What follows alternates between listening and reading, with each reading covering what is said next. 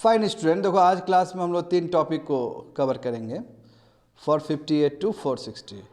देखो ये बहुत इंपॉर्टेंट जो एक्ट है पोस्ट ऑफिस बिल 2023, ये न्यूज़ में आया है और वहाँ पे एक शख्सियत का तुम लोग फ़ोटो देख सकते हो। ये हमारे सिख प्रेसिडेंट रहे हैं, पंजाबी प्रेसिडेंट। इनका नाम क्या है, क्या नाम है इनका? हाँ, ज्ञानी जैल सिंह, ठीक है। और ये राजीव गांधी के टेन्योर में थे। ये बहुत ही बहादुर प्रेसिडेंट है। इसलिए बहादुर प्रेसिडेंट है क्योंकि बहुमत लोकसभा राज्यसभा में होने के बावजूद भी कांग्रेस को ये बिल को रोक दिए थे। तो इसके लिए डेयरिंग एटीट्यूड चाहिए, समझे। और वही जो पोस्ट ऑफिस बिल है एक बार फिर से पास हो रहा है, इसलिए इन लोग याद कर रहे हैं इनको कि किस तरह के प्रेसिडेंट थे कि इन्होंने बिल को पास होने नहीं दिया था। और सेम चीज़ अभी हो रहा है, अभी तो पास हो जाएगा क्योंकि इतना समझ रहे हो ना, इतना नहीं होना। इंस्टीट्यूशनल इंटीग्रिटी अब वैसा नहीं है जितना पहले था, इससे हम ये बोल सकते हैं। 459 देखो, गवर्नमेंट का जो डिसीजन है जैसे एथेनॉल ब्लेंडिंग को लेके, हर समय ये जो बात है ना फिट नहीं बैठ पाता है। जैसे देखो जब शुगर कैन प्रोडक्शन जब सरप्लस था तो उस समय सरकार ने क्या बोला 17-18 में कि ठीक है आप बी हैवी मोलेसिस और सी हैवी मोलेसिस जो आप करते थे इथेनॉल ब्लेंडिंग, अब एक काम करो डायरेक्ट शुगर कैन जूस से ही कर दो, करेक्ट। तो उस समय तो ये सब चीज़ चल गया। अभी इस साल क्या बोला जा रहा है कि शुगर कैन प्रोडक्शन कम होगा।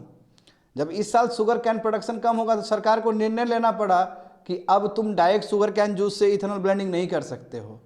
अब बताओ इस बीच में जितने भी बड़े बड़े शुगर इंडस्ट्रीज सब है वो तो अपना मशीन वगैरह सब क्रिएट कर लिए शुगर कैन जूस से इथेनॉल बनाने का। तो उस मशीन का क्या होगा, उसके लिए तो बहुत सारा लोन भी लिए थे वो, तो बहुत बड़ा धक्का हो जाएगा स्टूडेंट। तो इसलिए दौड़ के गया सरकार के पास। सरकार ने बोला कोई बात नहीं, लिमिटेड करना। तो कहने का मतलब क्या है कि जो एक बैलेंस होना चाहिए, एक ब्लूप्रिंट होना चाहिए, प्लानिंग, वो प्लानिंग मिसिंग है कंट्री में। और दूसरी बात है कि अभी बोला जा रहा है कि ठीक है अब मेज से करें, क्योंकि यूएस में तो मेज से कौन से किया आता है इथेनॉल ब्लेंडिंग। अब इंडिया में बोला जा रहा है मेज से किए। अब फिर इंडिया में बोलोगे तुम मेज से करने के लिए, अब मेज ज़्यादातर यूज होता है पोल्ट्री फार्म में, तो फिर पोल्ट्री फार्म में दिक्कत होगा। देखो सुनो बस विद्यार्थी लोग, एक कोई भी क्रॉप्स का यूज कहीं दूसरे जगह पर करते हो तो उसे इन्फ्लेशन आ सकता है कंट्री में। कैसे? जैसे एग्जांपल देखो, मेज का एग्जांपल लेते हैं। मेज को तुमने डाइवर्ट कर दिया इथेनॉल की तरफ, तो मेज को सप्लीमेंट करने के लिए व्हीट यूज किया जाएगा पोल्ट्री फार्म में। तो ये जब यूज होगा तो ये व्हीट इन्फ्लेशन आ जाएगा। इन्फ्लेशन ये आएगा तो पूरा इन्फ्लेशन आने का चांस है, और ये यूनाइटेड स्टेट्स में भी हुआ है। तो इसलिए क्या बोला है कि सरकार को ना बैलेंस करना चाहिए फूड और फीड और फ्यूल में। ट्रिपल एफ में क्या करना चाहिए, बैलेंस करना चाहिए। कहीं पे भी ऊपर नीचे हो गया तो पूरा असर पड़ेगा, समझे। एंड तीसरा देखो, बिल्कुल ये जो हम लोग बात कर रहे थे नॉन कम्युनिकेबल डिजीज का, इससे पहले भी बात कर रहे थे ना, बिल्कुल इसी का HFSS जानते हो, हाई फैट शुगर और सॉल्ट, जानते हो। ये कोई भी प्रोडक्ट में आजकल का जो जंक फूड है उसमें चारों चीज़ बहुत ज़्यादा रहता है। तो इससे तुम्हारा NCD जो नॉन कम्युनिकेबल डिजीज है वो बढ़ते चला गया। कैसे उसको रिड्यूस किया जाए, तो वही सब चीज़ के बारे में बताया गया है। So let's start the class. 458 देखो, the post office bill 2023 several concerns flagged bye expert. तो क्रिटिसाइज कर रहे हैं, बहुत सारा प्रॉब्लम हो सकता है यदि बिल एक्ट बन जाए तो। GS paper 2 social justice and governance, government policies and interventions for development in various sectors and issues arising out of their design and implementation. ये हिंदू बिजनेस लाइन पेपर में आया था 18 दिसंबर को। तो देखो पहले, उससे पहले ये टॉपिक को टच करने से पहले हम देखते हैं कि इसका हिस्ट्री क्या रहा है पोस्ट ऑफिस का। देखते हो ना पोस्ट ऑफिस कितना इंपॉर्टेंट संस्था रहा है भारत का। हाँ, यदि हम 20 साल पहले का कल्पना करें, 30 साल पहले का बात करें, तो देखते हो ना एक गाना चलता था, डाकिया डाक लाया। वही डाकिया कितना इंपॉर्टेंट हिस्सा हुआ करता था गांव देहात के लिए, मनी ऑर्डर लेके आता था, है ना। अभी तो सर्विस बहुत बढ़ गया है। अभी तो आप अपना कन्या समृद्धि योजना, दुनिया भर का चीज़ आप वहाँ पे जमा कर सकते हो। और पोस्ट ऑफिस का विस्तार बहुत बड़ा हुआ है हिंदुस्तान में। अपना ये लोग का ATM भी है, तो अब तो बढ़ा है और अभी सर्विसेज और बढ़े हैं।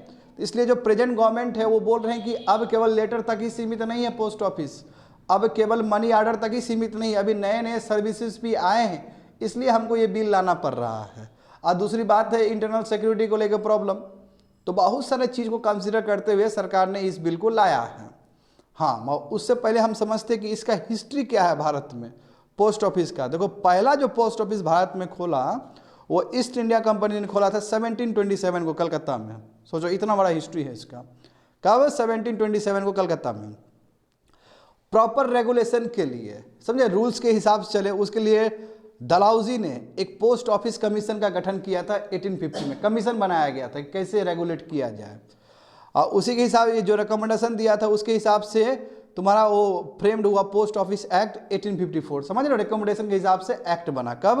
पोस्ट ऑफिस एक्ट 1854 में। डलहौजी ने देखो इंडियन पोस्ट ऑफिस को as a separate organisation of national importance, समझ रहे हो ना, एक इंपॉर्टेंस का एक बहुत इंपॉर्टेंट दर्जा दिया है। और पोस्ट ऑफिस उस समय के लिए बहुत ही इंपॉर्टेंट चीज़ था। उस समय क्या हम कह सकते हैं कि 90 तक 2000 तक इसका रोल बहुत इंपॉर्टेंट था हमारे भारत में। अभी जब इतना ज़्यादा अभी कम्युनिकेशन बढ़ गया तो इसका रिलेवेंस अभी भी नहीं कहेंगे कि बहुत कम हो गया है, मगर पहले के हिसाब से थोड़ा डाइल्यूट हुआ है। बात समझे ना, मगर अभी भी एक इंपॉर्टेंट संस्था माना जाता है अभी भी स्टिल। तो देखो, the said act was replace by post office, जो भी 54 में बनाया गया था उसको रिप्लेस कर दिया 1866 में। और उसमें और ये जो एक्ट है 1866 का, वो बहुत नंबर ऑफ टाइम्स तुम्हारा क्या हुआ, अमेंडेड हुआ है, एक्सचेंज हुआ है, क्योंकि जिस हिसाब से आवश्यकता पड़ा चीज़ों को जोड़ते गए तो चेंज होते चला गया, अमेंडमेंट होते चला गया इसमें। तो अब बात करते हैं हम लोग इंडियन पोस्ट ऑफिस एक्ट 1898, जो कि बहुत नज़दीक का है आपका। अब इसमें देखो क्या किया गया, इसमें पोस्टल इंश्योरेंस वाला व्यवस्था भी डाला गया, समझे ना, valuable payable in post and post office money order system, ये जोड़ा गया इसमें 1850 एक्ट में, कि मनी ऑर्डर सब भी हो सकता है इसमें। It declares the limit the government liability in respect of this matter. इसमें बोला गया कि गवर्नमेंट का कितना कितना दायरा है।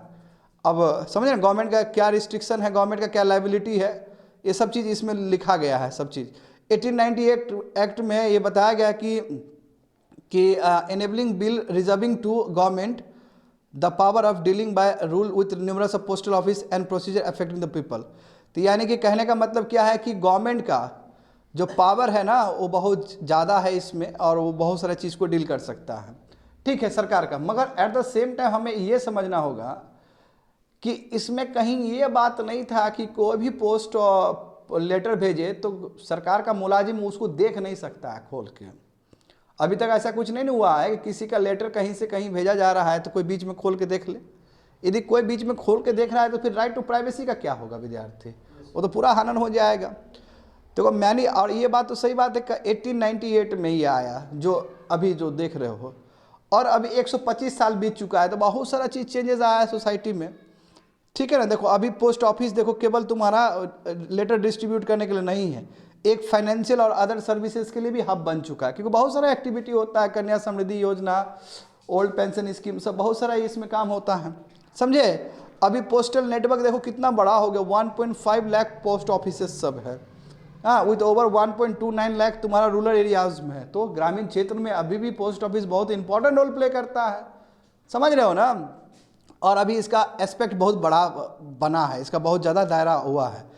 तो गवर्नमेंट क्यों लाया बिल? गवर्नमेंट जब न्यू बिल लाया तो गवर्नमेंट ये बोला है कि देखिए ऐसा है कि 125 साल में बहुत कुछ चेंजेस हुआ है। हाँ, अब केवल लेटर देने वाला ही काम नहीं है, अब केवल मनी ऑर्डर का ही काम नहीं, इसमें बहुत सारी चीज़ें, इसलिए हम बिल को लेके आ रहे हैं। देखो, service through post office have massively expanded, सही बात है ना, जो अब सर्विसेज दिया आता है पोस्ट ऑफिस के द्वारा वो बढ़ा है, समझे। और भी बहुत सारे लॉज है, उससे कन्फ्लिक्ट होता है, इसलिए। और देखो 1898 का जो एक्ट जो लाया गया था उसमें केवल मेल सर्विसेज से ही रिलेटेड था, वही लेटर से ही संबंधित था। और अभी पोस्ट ऑफिस बहुत ज़्यादा, अभी पोस्ट ऑफिस में सिटीजन सेंट्रिक सर्विस सब बहुत ज़्यादा दिया आता है, इसलिए ये बिल लाने का ज़रूरत है। और ये जो बिल लाए हैं इसमें यही किया जाएगा कि पोस्ट ऑफिस जो पोस्ट ऑफिस ये बड़ा जो सिटीजन सेंट्रिक सर्विस बन के उभरा है, इसको और अच्छे से हो सके और दूसरे जो भी लॉ है उसके साथ कन्फ्लिक्ट ना करे, इसलिए हम इस बिल को लाए हैं। बात समझे? हाँ, the government asserted that legislation will enhance the post office efficacy as a messenger service and banking facilitator. तो ये जो गवर्नमेंट ने जो बिल लाया है इसने कहा है कि ये जो लेजिस्लेशन होगा, ये जो बिल होगा हमारा, ये कहीं ना कहीं पोस्टल डिपार्टमेंट का एफिकेसी को और अच्छा कर देगा और क्या एफिशिएंसी, क्या उनका काम है? एज अ मैसेंजर सर्विस, कोई भी मैसेज को पहुंचाना, या बैंकिंग जो फैसिलिटी देती है उस फैसिलिटी को और बेटर कर देगा ये प्रेजेंट का बिल। मगर देखो सबसे बड़ी बात है कि आखिर प्रॉब्लम क्या है, आखिर एक्सपर्ट लोग क्यों कंसर्न जता रहे हैं? सवाल तो ये ना है। तो देखो बिल में बोला गया कि इंटरसेप्ट कर सकता है, ओपन कर सकता है, डिटेन कर सकता है कोई भी आइटम, कोई भी डिलीवरी को, और जो भी वहाँ का जो रीजनल पोस्टल ऑफिसर जो होंगे वो ये कर सकता है, और वो करने के बाद वो कस्टम अथॉरिटी को दे भी सकता है, समझे, वो भेज भी सकता है, कस्टम अथॉरिटी को दे सकता है। इसका मतलब ये तो बहुत बड़ा ब्लंडर हो जाएगा ऐसे में।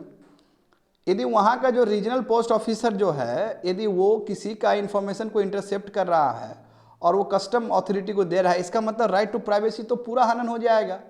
नंबर वन चीज़ ये, देखो जो ऑफिसर है पोस्ट ऑफिस का, उसके पास पूरा पावर है, समझो, will be empowered to deliver an item receive from domestic और इंटरनेशनल सोर्स टू कस्टम। देख रहे हो ना, वही बात किया गया कि उसके पास इतना एम्पावर्ड कर दिया गया कि कोई भी इंटरनेशनल सोर्स से आ रहा है या डोमेस्टिक सोर्स से आ रहा है, जो भी लेटर वगैरह सब, उसको क्या कर सकता है, खोल के चेक कर सकता है। तो पोस्ट ऑफिस और अब इसके लिए यदि मान लो कई बार तो ऐसा भी तो हो सकता है ना कि वो सही वाला मतलब जो चीज़ सही था उसमें कोई दिक्कत नहीं था, उसको भी उसने खोल लिया, तो बहुत बड़ा डैमेज हो गया एक तरह से, तो उसके लिए वो लाइबल भी नहीं, उसको पनिशमेंट भी नहीं होगा। तो आप तो खुला छूट दे दी है पोस्ट ऑफिसर सबको, समझ रहे हो ना स्टूडेंट? पोस्ट ऑफिस का ऑफिसर यदि खोलता है और कोई भी दिक्कत होता है तो उसको लाइबल नहीं है, उसको कोई पनिशमेंट नहीं मिलेगा। तो आप पूरा इम्यूनिटी दे दिए पोस्ट ऑफिस ऑफिसर को। बात समझ में आ रहा है ना? देखो वो थर्ड पॉइंट वही लिखा गया कि जो पोस्ट ऑफिसर, उसके जो ऑफिसर होंगे, शैल बी एग्जम्प्टेड, हाँ उसको एग्जम्प्ट किया जा रहा है। कोई भी लाइबिलिटी, कोई भी लॉस हो रहा है, मिस डिलीवरी हो रहा है, डिले हो रहा है, डैमेज हो रहा है सर्विस में, तो वो लाइबल नहीं है, वो मुजरिम नहीं है। तो भाई जानबूझ के भी बहुत सारा चीज़ वो हो जाएगा। फिर नॉर्मल आदमी का जो समाचार पत्र जा रहा है इधर उधर से, तो फिर डिले हो जाएगा, फिर टाइम पे नहीं पहुंचा। देखते हो ना कई बार फास्ट ट्रैक आता है, बोलते हैं ना कि फास्ट डिलीवरी करना है, 24 घंटा के अंदर ही डिलीवरी करना है, और उसको यदि पकड़ ले और उसको यदि कस्टम में भेज देता तो हो गया, फिर बेड़ा गर्क हो जाएगा। तो ये प्रॉब्लम है। हाँ, अब चौथा और पाँचवा कोई सिंपल चीज़ है, वो बहुत बड़ी बात नहीं है। पोस्ट ऑफिस के पास एक्सक्लूसिव पावर है कि वो पोस्टेज स्टैम्प को यूज़ करेगा, वो स्टैम्प यूज़ करता है ना वहाँ पे, वो तो बिल्कुल उसको अधिकार है ही, वो कोई बड़ी बात नहीं है। एवरी पर्सन हु एबल से service provided by the post office shall be liable to pay the charges. सही बात है, कुछ चार्ज दिया जाता है ना, वो तो अभी भी दिया जाएगा, वो कोई बड़ी बात नहीं है। तो फोर्थ और फिफ्थ पॉइंट बहुत नॉर्मल है। जो सबसे ज़्यादा घातक जो पॉइंट है 1, 2, 3 है, समझे, जो कि चेंज किया गया है। तो एक्सपर्ट क्या सोचते हैं इस पे, एक्सपर्ट किस तरह कंसर्न जता रहे हैं? तो एक्सपर्ट वही बोल रहे हैं कि यदि बिल पूरा एम्पावर करता है पोस्ट ऑफिस ऑफिशियल्स को कि वो इंटरसेप्ट कर सकता है, ओपन कर सकता है, डिटेन कर सकता है आइटम्स में, तो राइट टू प्राइवेसी का क्या होगा फिर? बात समझे। और दूसरी बात ये है कि इसमें बिल में कोई प्रोसीजरल सेफगार्ड नहीं दिया गया है, हाँ, और उसके बाद इम्यूनिटी भी बहुत ज़्यादा दे दिया गया है ये लोग को। अब बिल में लिखा गया कि पब्लिक इमरजेंसी के टाइम में, इंटरेस्ट ऑफ पब्लिक सेफ्टी के लिए, ट्रंक्विलिटी, वही पीस के लिए। तो क्या होता है पीस का डेफिनेशन, क्या होता है पब्लिक सेफ्टी का डेफिनेशन, क्या होता है पब्लिक इमरजेंसी का डेफिनेशन, वो सब चीज़ तो लिखा ही नहीं गया है, यानी कि वेग है वो। ये सब जानते हो ना कितना वेग है, हाँ। तो बिल ने देखो वही, कोई ऑफेंस, कोई पेनल्टी नहीं दिया गया है, तो इस हिसाब से इसका नेगेटिव असर पड़ सकता है तुम्हारा लॉ के ऊपर, राइट टू प्राइवेसी के ऊपर। ये एसेंस है। अब बताओ, ये सिमिलर चीज़ उस समय भी किया गया था राजीव गांधी के टाइम में, समझे, कि इंटरसेप्ट कर सकता है पोस्ट ऑफिस का वो जो ऑफिसर सब है। तो उस समय जो प्रेसिडेंट थे, उस समय वो सिख प्रेसिडेंट जो थे, उन्होंने उस चीज़ को नहीं दिया, और बाद में ये पीछे रह गया, इशू उठा ही नहीं। तो समझ गए ना, तो इसलिए ये प्रॉब्लम है। देखो यहाँ पे 459 GS paper 2-3 ecology and environment, conservation, environmental pollution and degradation, environment impact assessment. ये हिंदू पेपर में आया था 28 दिसंबर को, यानी कि बहुत हाल फिलहाल का न्यूज़ है ये। अब यहाँ पे देखना पड़ेगा स्टूडेंट, समझना पड़ेगा तुमको, समझे ना। यहाँ पे बहुत कुछ लिखा गया, मैं सिंपल भाषा में समझो। अब तुम जानते हो कि इथेनॉल, ये मैंने बता दिया ना ओपनिंग में कि क्या क्या प्रॉब्लम है। सरकार बिना प्रॉपर प्लानिंग का सरकार क्या हवाजात डिसीजन ले रही है। देखो केवल ये शुगर कैन का ही बात नहीं है, अभी रिसेंट टाइम में हमने देखा है कि हम व्हीट नहीं बेचेंगे बाहर, नॉन बासमती चावल हमने अचानक स्टॉप कर दिया। तो और जो सरकार जो बोल रही है कि व्हीट इतना इतना हुआ है, जब मार्केट में जा रहे हैं तो बहुत कम हो रहा है ना। ये भी आया था ना मामला अभी। तो इससे फिर इसे फिर आरबीआई कैसे कंट्रोल करेगी फिर? तो इससे प्लानिंग पे दिक्कत होता है स्टूडेंट। और एक बड़ी बात है कि कोई भी सरकार कोई भी कदम उठाती है तो फ्यूचर को देखते हुए ना करना चाहिए सरकार को, कि कितना ज़्यादा वाइबल सोल्यूशन है उसमें। अब मान लो कोई भी चीज़ तो 2-3 साल के अंदर नहीं होता है, उसका असर तो लंबा पड़ता है। अरे गेटिंग में समझ पा रहे हो ना?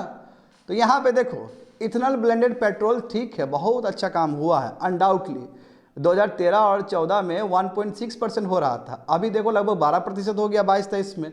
और हमारा एम क्या है, 20% करना है 2025 तक, जो कि बहुत अच्छे से हो रहा है अनडाउटली। मगर इस बार क्या हुआ, शुगर कैन प्रोडक्शन 2023 और 24 का जो फाइनेंशियल ईयर है इसमें कम हो जाएगा। इसलिए सरकार ने बहुत जल्दी फैसला लिया कि अब जो शुगर कैन जूस से आप डायरेक्ट जो इथेनॉल ब्लेंडिंग करते थे आप रोक दीजिए। बात समझे ना, रोक दीजिए, नहीं तो फिर शुगर कैन का वो किल्लत हो जाएगा। बात समझे? क्योंकि पहले एक्स्ट्रा हो रहा था, सरप्लस हो रहा था, देखिए उसके बाद भी सरप्लस बच रहा था। अब इसको अब बोला कि तुरंत इमीडिएटली रोक दीजिए।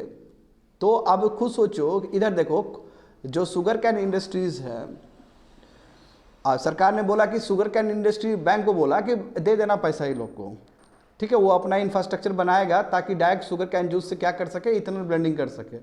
तो शुगर कैन बड़े शुगर कैन इंडस्ट्री के पास वो व्यवस्था क्रिएट हुआ, इंफ्रास्ट्रक्चर क्रिएट हुआ। अब 2017-18 में ये बोला गया कि शुगर कैन जूस से आप बना लीजिएगा। तो ये लोग बनाया, खूब अच्छा से ब्लेंडिंग किया, इसी का तो रिजल्ट 12% हुआ है। देखते हो क्वांटम जंप है, इतना कम समय में 12% इथेनॉल ब्लेंडिंग किया है। और अभी सरकार बोल रही है कि 2023-24 फाइनेंशियल ईयर में शुगर कैन प्रोडक्शन कम होने वाला, इसलिए आप स्टॉप कर दो। तो भाई ये लोग इतना लोन लिया है वहाँ से, उसको इंटरेस्ट के साथ देना है, इसका क्या होगा? ये तो फिर आइडल कंडीशन में चला जाएगा, ये तो फिर काम ही नहीं होगा उसका, इंफ्रास्ट्रक्चर का तो बर्बाद हो जाएगा ये लोग। तो फिर ये लोग दौड़ते हुए सरकार के पास गया, बोला सर हम तो फिर डूब जाएंगे इस समय। तो सरकार ने बोला कि कोई बात नहीं, लिमिटेड करो। मगर आखिर ये आया क्यों नौबत? ये नौबत इसलिए आया कि आपको समझ नहीं था आगे का। और जहाँ तक सवाल है क्रॉप्स में, तो क्रॉप्स जानते हो कभी आपका बहुत ज़्यादा हो जाएगा, बहुत कम हो जाएगा। तो प्रॉपर प्लानिंग के साथ ना इथेनॉल ब्लेंडिंग करना चाहिए था। बात समझ रहे हो ना? इसलिए सरकार को बोला जा रहा है कि बैलेंस करना चाहिए था आपको ये सभी चीज़ पे, समझे? तो देखो वही चीज़ बताया गया। देखो अभी रिसेंटली जो गवर्नमेंट ने ऑथराइज किया नाफेड को और नेशनल कोऑपरेटिव कंज्यूमर फेडरेशन, वही एनसीसीएफ को, कि आप एक काम करो, अब मेज को कौन को लो और कौन को इथेनॉल ब्लेंडिंग करवाओ। आप देखो यहाँ पे भी बात दूसरा हो जाएगा। अब मेज को ही बाबू यूनाइटेड स्टेट्स में कौन कहा जाता है, समझे ना, कंफ्यूज मत होना, एक ही चीज़ है वो। मेज हिंदी में क्या बोला जाता है मेज को? हाँ, मकई। अब मकई जानते हो कि ज़्यादातर तुम्हारा वो पोल्ट्री फार्म के लिए यूज़ होता है, फीड के लिए यूज़ होता है। अब जब तुम ये मेज तुम इथेनॉल ब्लेंडिंग में ले जाओगे तो फिर पोल्ट्री फार्म में क्या जाएगा? फिर वहाँ डिस्टर्बेंस होगा ना।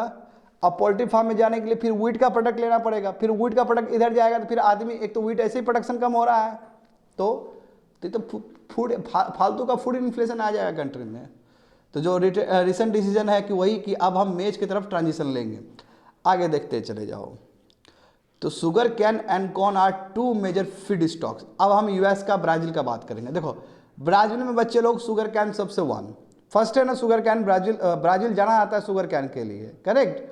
और तुम्हारा यूनाइटेड स्टेट्स मेज के लिए जाना जाता है। तो देखो इथेनॉल प्रोडक्शन हुआ ब्राज़ील में और यूएस में भी बूम्ड हुआ है तुम्हारा, दोनों का अलग अलग प्रोडक्ट है। शुगर कैन यूएसए क्या यूज़ कर रहा है? कॉर्न को यूज़ कर रहा है। अब ब्राज़ील क्या चीज़ को यूज़ कर रहा है? शुगर कैन को यूज़ कर रहा है। तो 2000 में ये लोग खूब ज़्यादा इथेनॉल प्रोडक्शन किया तब से, ठीक है। उसके बाद क्या हुआ कि crude oil prices started rising, महंगा होना शुरू हो गया।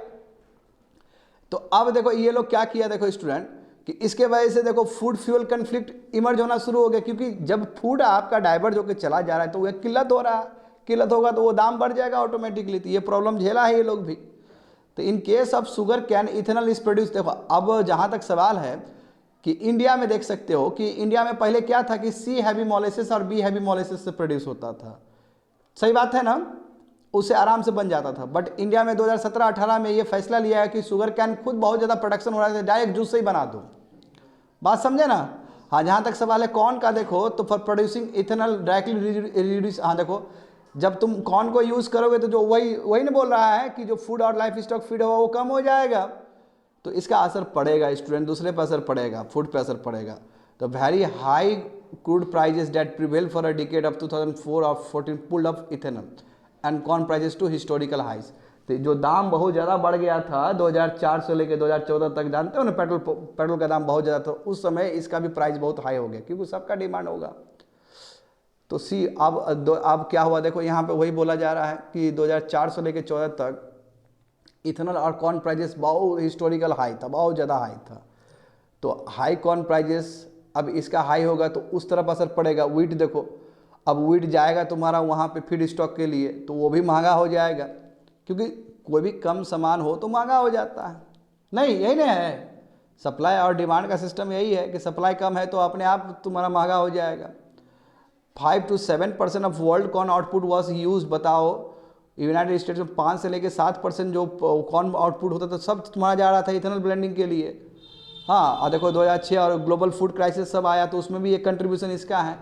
तो इसलिए यूनाइटेड स्टेट्स, ब्राज़ील ने भी जो चीज़ किया है उसकी वजह से फूड इन्फ्लेशन आया था उस समय, समझे। This was primarily due to the relatively easy sustainability in grain across food fuel and ये strong link between crude and food prices. बोला कि देखो क्रूड और फूड प्राइजेस में बहुत बड़ा वो है, इंटरलिंक है। ये बात तो हम जानते हैं कि जब क्रूड ऑयल का दाम बढ़ता है तो फूड प्राइजेस बढ़ता है। नहीं, कन्वेंशनल नहीं ना स्टूडेंट, तो स्ट्रॉन्ग लिंक है, क्रूड और फूड प्राइजेस का स्ट्रॉन्ग लिंक है। बात समझो, 2008 का क्राइसिस में भी ये हमको देखने को मिला था। देखो, विच कॉज मोस्ट कमोडिटी, 2008 का जो फाइनेंशियल क्राइसिस हुआ था उसके बाद बहुत सारा कमोडिटी का दाम बढ़ गया था। Food FAO food price index के हिसाब से ओनली 2014 के बाद ही ग्लोबल क्रूड ऑयल प्राइस घटा, है ना, $80 पर बैरल नीचे गया था वो। इसलिए बोला जाता है क्या संजोग है, मोदी जी जीत के आए और क्रूड ऑयल कम हो गया। फिर रिसेंट टाइम में तो बढ़ा था। इसलिए जो क्रूड ऑयल का जो प्राइस है वो इंटरनेशनली डिपेंड करता है, समझे ना। कई बार बहुत नीचे भी चला जाता है। कोविड के टाइम में देखो ना कितना नीचे चला गया था। समझ में आ रहा है तुम लोग क्या बोल रहे हैं। तो इंटरनेशनल मार्केट में कुछ भी क्रूड ऑयल का प्राइस बढ़ेगा घटेगा उसका असर हर जगह ही पड़ता है, और उस कंट्री पे तो ज़्यादा पड़ता है जो पूरी तरीके से इंपोर्ट डिपेंडेंट है, जैसे इंडिया ऐसा कंट्री, समझे। तो वही बोला कि देखो post pandemic recovery of oil price has again pushed up. तो पोस्ट रिकवरी वही, हम कोविड-19 के बाद फिर दाम बढ़ा और उसका डायरेक्ट असर फूड प्राइजेस पे पड़ा है, समझ गए ना। यहाँ पे देखो, तो sugar can will also have adverse impact, same impact हुआ यहाँ पे भी। जैसे unlike in the US sugar cane is the most obvious choice for tropical country. जैसे ब्राज़ील के लिए, इंडिया के लिए सबसे बड़ा शुगर कैन ही एक ऑप्शन है, क्योंकि वो तो कौन होता है, हमारा ब्राज़ील और इंडिया में क्या होता है, सब ट्रॉपिकल कंट्री में हम लोग का ज़्यादा शुगर कैन ही रहता है जिसको इथेनॉल ब्लेंडिंग करवा सकते हैं। मगर देखो तुम आखिर एट व्हाट कॉस्ट। एक तो शुगर कैन तुम्हारा वाटर गैजलिंग क्रॉप है ना, मतलब वाटर को ज़्यादा खाता है। जैसे राइस और व्हीट भी तो वाटर को बहुत ज़्यादा एब्जॉर्ब करता है। अब बताओ तुम इतना वाटर लगा रहा, वाटर इज ए रिसोर्सेस इतना वाटर लगा रहे हो उस पर यार, और वही तुम इथेनॉल ब्लेंडिंग करवा रहे हो, ये तो ठीक नहीं है। यदि इथेनॉल ब्लेंडिंग करना होता है तो जो जानते हो ना, इथेनॉल ब्लेंडिंग बहुत दूसरे तरीके से भी हो सकता है, जो कि थोड़ा सा मुश्किल है, मगर वो तरीका ज़्यादा बेटर है। क्योंकि शुगर कैन वाला तुम उगा के दुनिया भर का उसमें पानी डाल के तुम कर रहे हो, तो ये तो कोई होशियारी नहीं है। वही बोला जा रहा है कि शुगर कैन जो इथेनॉल को, इसका इम्पैक्ट निगेटिवली पड़ रहा है, समझे, इन्वायरमेंट सब पे। वाटर टेबल दिन प्रतिदिन घटते चला जा रहा है। लैंड यूज़ पॉलिसी ठीक से रेगुलेट नहीं हो पा रहा है, उसको रेगुलेट करना चाहिए हमें, तो इसलिए ये सब चीज़ में दिक्कत है। Sugar cane juice to produce ethanol, देखो ये 2017-18 में मैंने कहा था ना, 2017-18 में ये लाया गया था कि अब शुगर कैन जूस से डायरेक्ट आप ब्लेंड कर सकते हो। पहले C heavy molasses, B heavy molasses, ठीक है, ये तुम्हारा शुगर कैन का ये बाय प्रोडक्ट है, उससे इथेनॉल बनता था। मैं सरकार को लगा कि भाई इथेनॉल शुगर कैन प्रोडक्शन कुछ ज़्यादा ही है, तो डायरेक्ट कर दो। ये 17-18 में निर्णय लिया गया था, समझे। और मैंने आगे तुमको बता ही दिया कि उसके हिसाब से इंफ्रास्ट्रक्चर सब डेवलप किए शुगर कैन इंडस्ट्री सब। अभी देखो दिसंबर 7, 2023 को जब मिनिस्ट्री ऑफ कंज्यूमर अफेयर्स ने बोला कि शुगर कैन जूस यूज़ ही नहीं होगा, तो सब दौड़ते हुए गए वहाँ पे, और फिर रिव्यू किया गया कि लिमिटेड यूज़ करना। वही चीज़ यहाँ पे लिखा गया है। तो maize is going to play a vital role as we go forward. तो अब जो अब शुगर कैन जो स्थिति, शुगर कैन जो होल्ड करके रखा था, अब मेज करेगा। मत सबसे बड़ी बात है कि यदि मेज को इधर लगा दोगे तो फिर पोल्ट्री फार्म का क्या होगा। तो इसलिए चीज़ों को देखते हुए करना चाहिए, समझे, एकदम एक डेलिकेट बैलेंस होना चाहिए फूड फ्यूल ट्रेड में, तब जाकर काम होगा। वही सब चीज़ दिया गया है, समझ गए ना। आगे बढ़ो। 460 GS paper 2 social justice and governance, issues relating to development and management of social sector और services relating to health education and human resources. ये भी हिंदू पेपर में आया था 28 दिसंबर को। तो देखो बच्चे लोग, यहाँ पे तो जान ही रहे हो कितना प्रॉब्लम हो रहा है।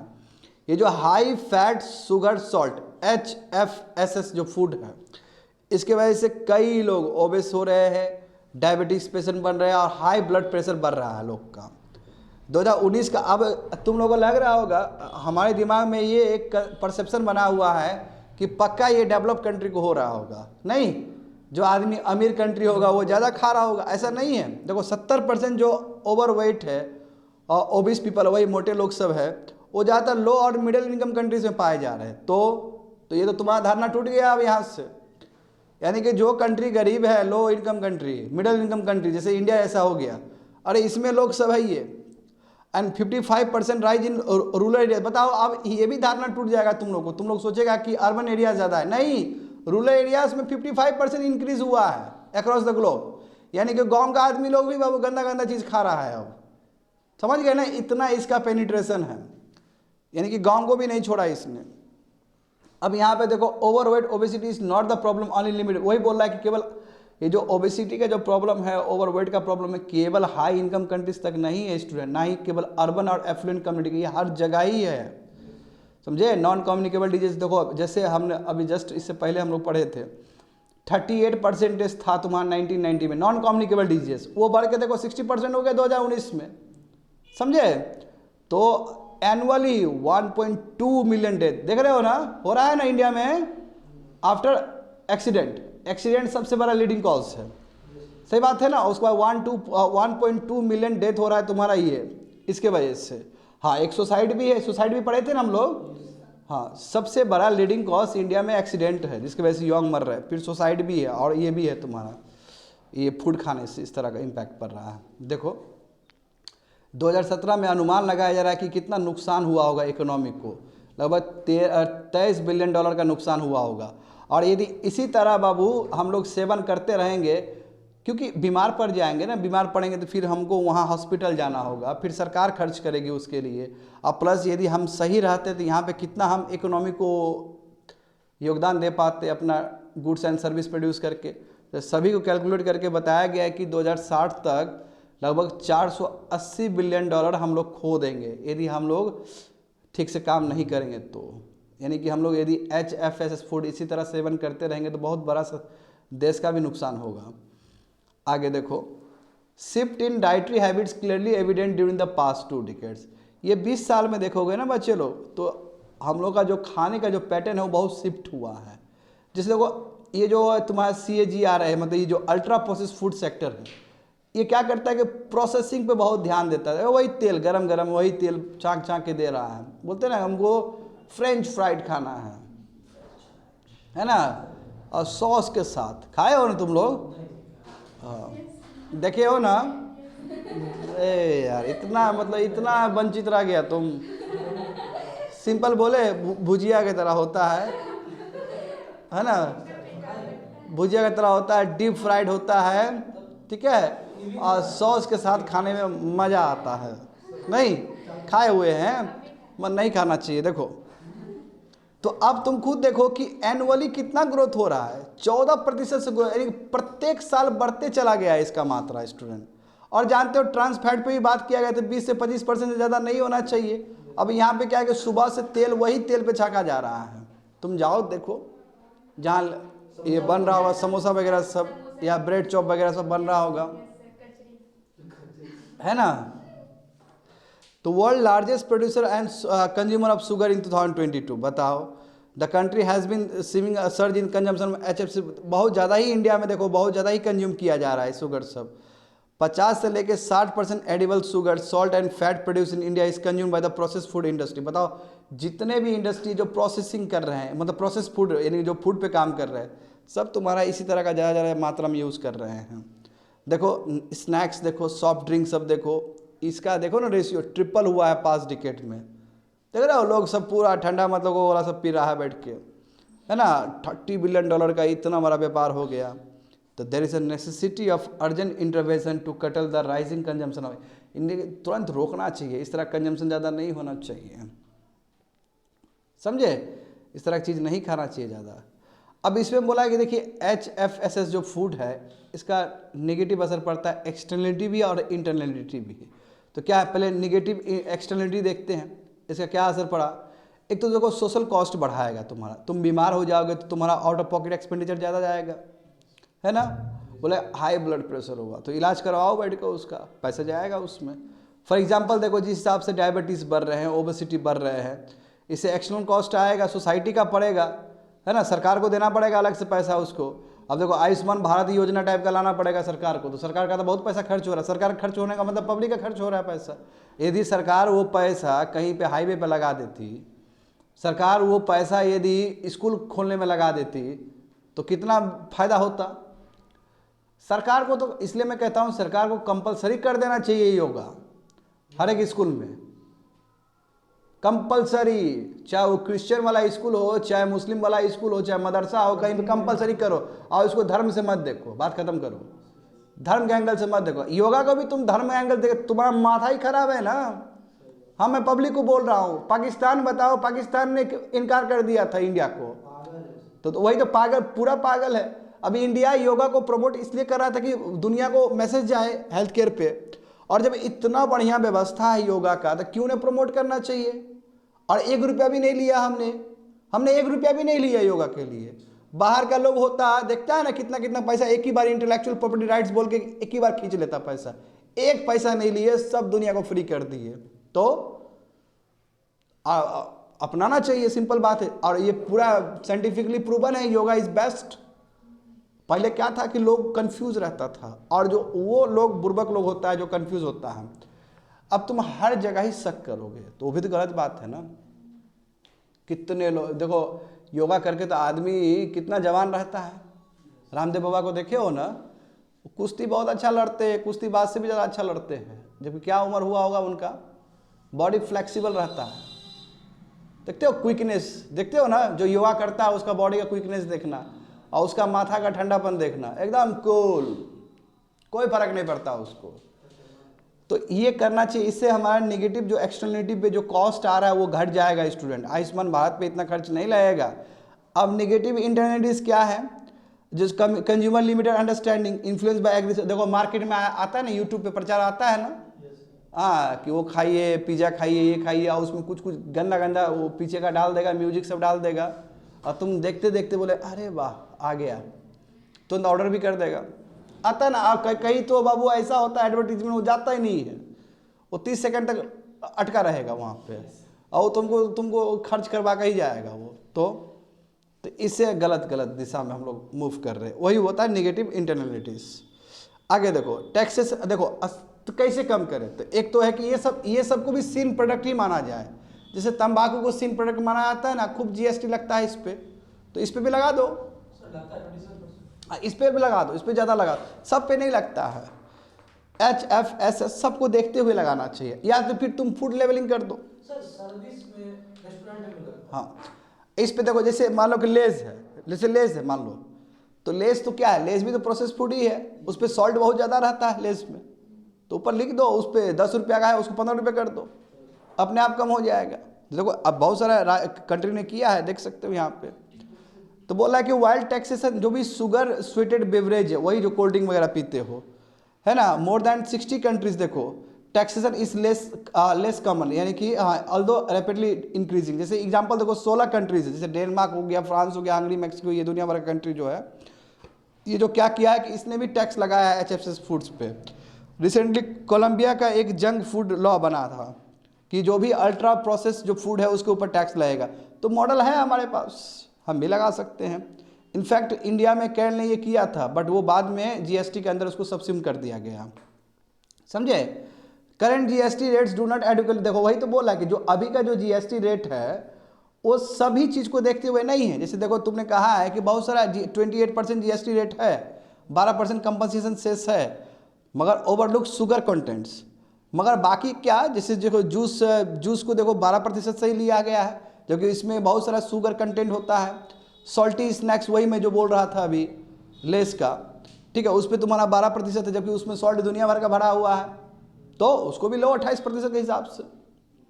तो ये जो इनकन्सिस्टेंसी है, इसके वजह से तुम्हारा क्या है, लोग गलत तरीके से खा रहे हैं और उसका लोग को भुगतना पड़ रहा है। समझ गए?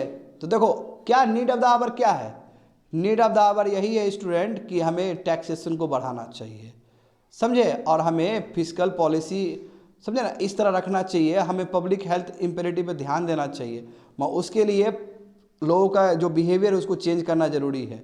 Effectively design taxes can reap multiple benefits, है ना, हम टैक्सेशन लगाएं तो इसका बहुत फ़ायदा मिलेगा हमें, ताकि लोग सब HF से सब फूड कंज्यूम ना करें, हेल्थियर फूड चॉइसेस प्रमोट करें। जैसे देखो प्रधानमंत्री ने इस बार, है ना, अन्ना, श्री अन्ना बोल के प्रमोट किए कि नहीं किए, बिल्कुल इसी तरह का काम होना चाहिए, समझे। मैन्युफैक्चर टू रिफॉर्मुलेट फूड को फिर से रिफॉर्मुलेट करना, ताकि सॉल्ट वाला ये HF वाला चीज़ बहुत कम हो जाए। देखो हाँ, मुझे यहाँ से याद आ रहा है, रेस्टोरेंट में भी एक बहुत गंदा चीज़ होता है विनेगर, सुना है विनेगर? उस मेरे हिसाब से, मुझे पता नहीं लोग का क्या है, मैं अपना पर्सनल बोल सकता हूँ, और मैं कोई साइंटिफिक बात नहीं करने वाला हूँ, क्योंकि मैंने कोई साइंटिफिक एनालिसिस नहीं किया है। विनेगर बहुत ख़राब चीज़ है बॉडी के लिए, मुझे जो लगता है, वो टेस्ट तो बहुत बढ़ा देता है विनेगर, जो चाउमीन सब में भी यूज़ होता है। हम कभी भी बच्चे लोग रेस्टोरेंट जाते हैं तो मेरा सबसे फर्स्ट इंस्ट्रक्शन होता है कि विनेगर नहीं डालना है इसमें, चाहे चाइनीज़ ही फूड क्यों ना हो। और उसे होता क्या है कि कम भी खाना है ना, बहुत टेस्टी लगेगा तुमको, कैसा भी खाना तुमको टेस्टी लगेगा, तो वो लोग रेस्टोरेंट में क्या करते हैं, विनेगर सब पूरा डाल के ना वो टेस्टी बना देते हैं। उसका खाना खाने के बाद घर जाओगे ना, एकदम गंदा, मतलब बहुत गंदा लगेगा अंदर से कि क्या खा लिए हैं। तो ऐसा भी तो नहीं होना चाहिए कि खाने गए और इतना गंदा चीज़ खा लिए, आ रहे हो तुम खराब बोल रहे हो, उल्टा पुल्टा बोल रहे हो, तो वो भी अच्छी बात नहीं है। तो इसलिए देखो स्टूडेंट कि रिफॉर्मुलेट करना चाहिए फूड्स को, सही से हेल्दी चीज़ डालना चाहिए, समझ गए ना। पब्लिक हेल्थ आउटकम्स देखना चाहिए कि कितना बेटर हुआ है, और ऐसा काम करना चाहिए कि तुम्हारा हेल्थ केयर सिस्टम पे बर्डन ज़्यादा ना हो। तो बिल्कुल जैसे कि मैंने कहा है तुम लोग को कि योगा, एक्सरसाइज, ये सब चीज़ को ज़्यादा प्रमोट करना चाहिए, वही न्यूट्रिशनल लिटरेसी बढ़ाना चाहिए, समझे। और फूड लेवलिंग देखो बहुत इंपॉर्टेंट, FSSAI का फूड लेवलिंग आया था ना अभी रिसेंट टाइम में, जो अभी तक इम्प्लीमेंट नहीं हुआ है। फूड लेवलिंग यानी कि लेस का जैसे देखता है तुम लोग लेस को, तो ऊपर से रहे डायरेक्ट लिखा रहे कि रेड कलर का मार्क रहे वहाँ पे, या दूसरा मार्क रहे वहाँ पे, और बताए कि ये बहुत ज़्यादा ही सॉल्ट यूज़ किया गया है, तो इससे लोग एक ही बार में अवेयर हो जाएंगे, समझ गए ना। तो ये सब चीज़ काम करेंगे तो बेटर रहेगा। That's it, complete.